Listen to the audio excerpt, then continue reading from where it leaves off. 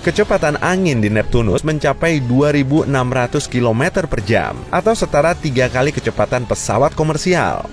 Suhu di kutub selatan bulan mencapai minus 238 derajat Celcius, yang mungkin merupakan suhu terdingin di seluruh tata surya. Air lebih padat dibanding Saturnus, jadi jika dicemplungkan ke kolam raksasa, Saturnus akan mengambang. Bulan Jupiter, Europa, diselimuti lapisan es yang tebal, tapi di bawahnya ada samudra air yang luas dengan kedalaman 160 km. Dahulu, fenomena es air dianggap langka dan hanya bisa ditemukan di bumi. Tapi sebenarnya, fenomena ini bisa ditemukan di seluruh tata surya, bahkan di Merkurius dan bulan. Cincin indah Saturnus adalah sabuk puing luar angkasa yang terbentuk setelah salah satu bulannya hancur.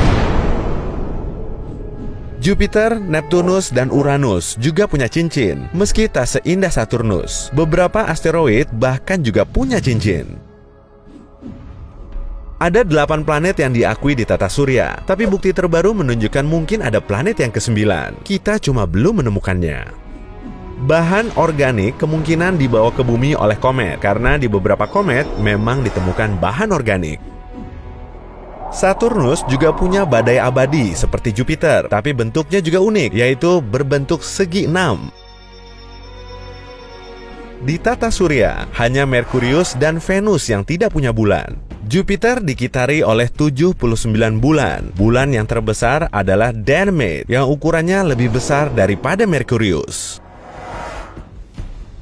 Sebelumnya, Bima Sakti digambarkan dengan bentuk sabuk, tapi kini kita tahu galaksi ini berbentuk spiral.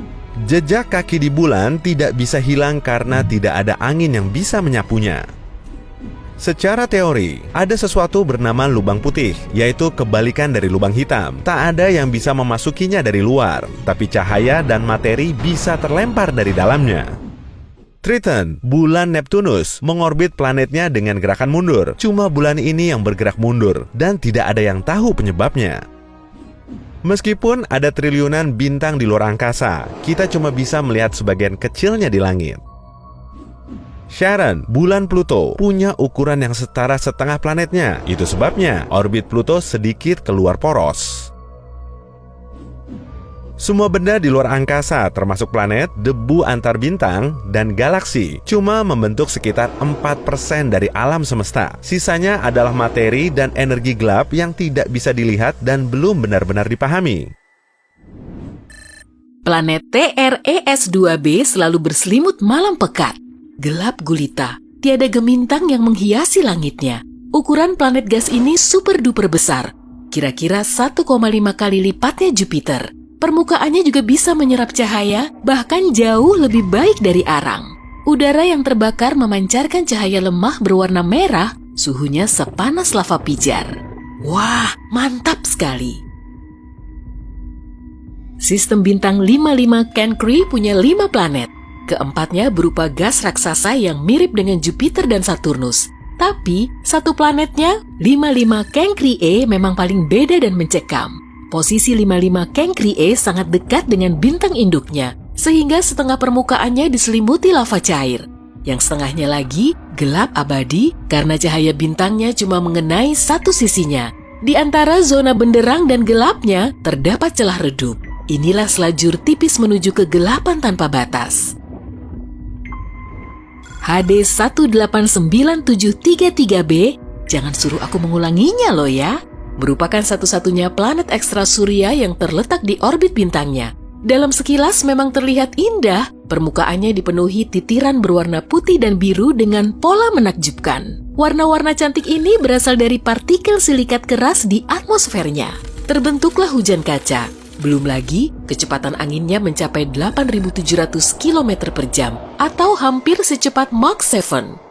Sebagai perbandingan, angin terkencang di bumi bergerak secepat 408 km per jam, 20 kali lebih lambat. Karena itulah, kaca yang berjatuhan bergerak secara horizontal dengan kecepatan supersonik dan meluluh lantakan semua objek yang menghalanginya.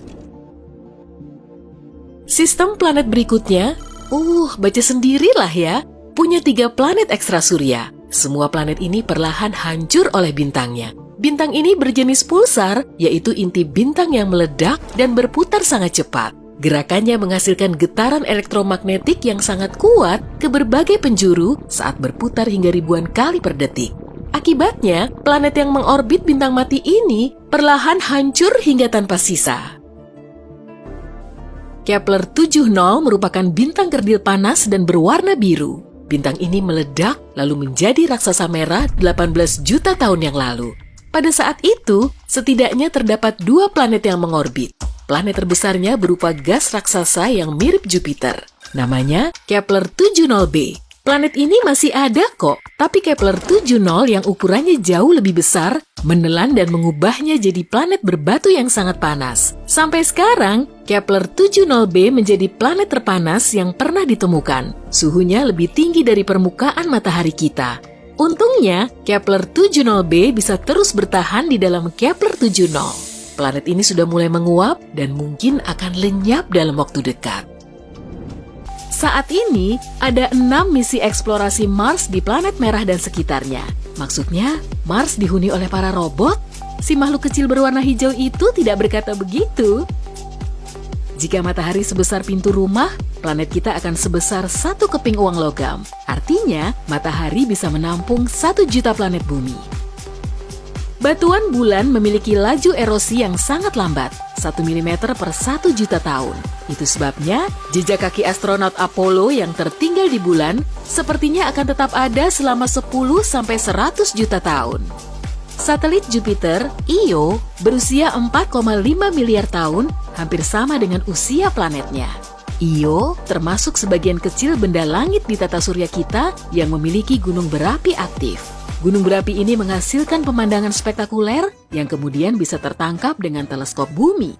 Oh ya, tahukah kamu nama Io diambil dari nama gadis legendaris yang dicintai Zeus, sang dewa Yunani itu loh. Menurut mitos, Zeus mengubah Io menjadi sapi sehingga tidak terlihat oleh sang istri Hera yang pencemburu. Wow, ternyata sapi sudah terbang sampai ke satelit Jupiter ya. Oh, mungkin kita perlu lonceng sapi juga. Oke, ayo kita kembali ke pembahasan luar angkasa. Bintang neutron terbentuk setelah ledakan supernova. Setelah lahir, rotasinya sangat cepat, kira-kira 60 kali per detik. Tapi kadang, angkanya naik hingga 600 kali per detik. Oh, membuatku pusing saja. Ruang angkasa seharusnya tidak gelap. Ada bintang di mana-mana. Bukankah seharusnya bintang menerangi sekelilingnya? Bintang tidak terlihat di segala penjuru karena masa hidup beberapa bintang belum cukup lama agar cahayanya sampai ke bumi.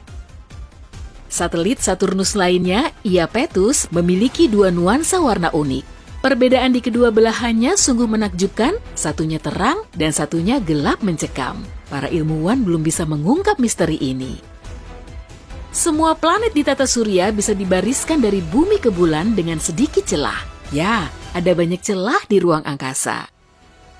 Saturnus bukan satu-satunya planet yang bercincin. Raksasa gas Uranus, Neptunus, dan Jupiter juga bercincin, tapi tipis dan hampir tak bisa dilihat.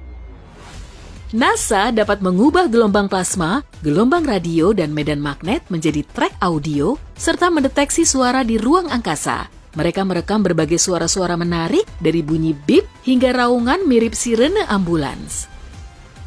Namun demikian, ruang angkasa juga sunyi dan menakutkan. Ada gelombang bunyi dan suara getaran, tapi manusia tidak bisa memahaminya. Inti matahari membentang hingga 25% dari total radiusnya. Gaya gravitasi di dalamnya menghasilkan suhu dan tekanan ekstrem, sehingga hidrogen mengalami reaksi fusi menjadi helium. Lapisan ini bersuhu 15 juta derajat Celcius. Semua energinya bergerak menuju zona radiasi. Waktu rata-rata yang diperlukan untuk memindahkan energi dari inti menuju zona konvektif berikutnya selama 170.000 tahun. Di zona ini, gelembung plasma panas melayang-layang menuju permukaan matahari. Dari sini, lapisan kasat mata setebal 483 km berpangkal. Zona gas ini disebut fotosfer, dan suhunya bisa mencapai 5.500 derajat Celcius. Di sini terdapat granula, yaitu sel plasma yang berdiameter 966 km. Pindah ke mahkota matahari yuk! Nah, inilah atmosfer tipis dari matahari. Suhu di sini makin panas saja ya, bisa mencapai 2 juta derajat Celcius. Oke, lebih baik segera pergi dari sini. Merkurius, planet pertama kita. Sebagai planet terkecil dari keempat planet dalam, diameternya 4.800 km di ekuatornya. Merkurius juga merupakan planet terpadat kedua setelah Bumi. Inti Merkurius berupa logam raksasa, ukurannya hampir 85% dari volumenya. Besi di dalamnya paling melimpah di antara planet lain di tata surya kita. Penemuan terbaru menyatakan inti dalam Merkurius kemungkinan padat dan inti luarnya berupa logam cair. Kulit luarnya tersusun atas mantel batuan dan kerak padat. Ketebalannya cuma 400 km. Karena berukuran sangat kecil, Merkurius tidak bisa menahan atmosfernya yang terbuat dari hidrogen dan helium. Jaraknya pun terlalu dekat dengan matahari. Oleh karena itu, angin matahari selalu menyapu lapisan atmosfer tipis yang ada. Wush!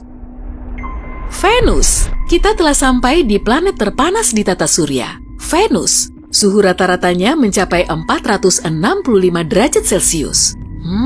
Timah pun lumer kalau dibawa ke sini. Tekanan di permukaan Venus setara dengan tekanan di bawah air laut pada kedalaman 914 meter kalau di bumi. Inti logamnya setebal 3.900 km, ya kurang lebih sejauh jarak dari Aceh sampai Bali. Lapisan berikutnya yaitu mantel batuan cair. Ketebalannya mencapai 1.930 km. Lapisan dalam Venus tertutup kerak, sebagian besarnya terdiri dari batuan basal. Lapisan ini setebal 10-20 km. Atmosfer di planet ini pekat sekali. Iya, bisa membuat kita bergidik karena 96%-nya terdiri dari karbon dioksida, 3%-nya lagi berupa nitrogen dan awan-awan tebal asam sulfat.